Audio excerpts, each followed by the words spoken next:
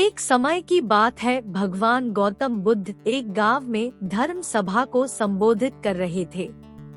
लोग अपनी विभिन्न परेशानियों को लेकर उनके पास जाते और उसका हल लेकर खुशी खुशी वहां से लौटते।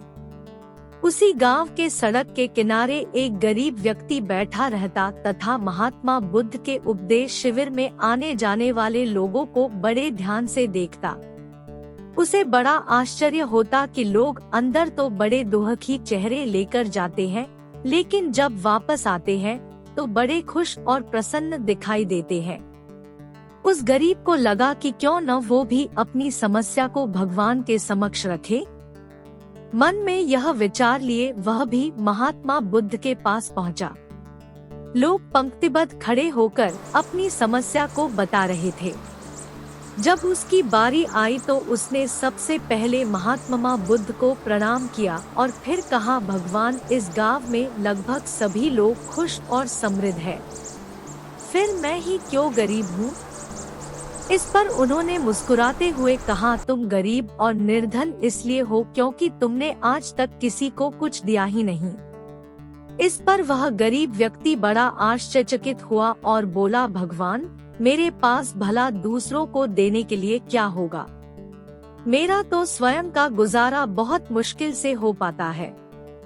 लोगों से भीख मांगकर अपना पेट भरता हूँ। भगवान बुद्ध कुछ देर शांत रहे, फिर बोले, तुम बड़े अज्ञानी हो। औरों के साथ बांटने के लिए ईश्वर ने तुम्हें बहुत कुछ दिया है। मुस्कुराहट दी है जिससे तुम लोगों में आशा का संचार कर सकते हो।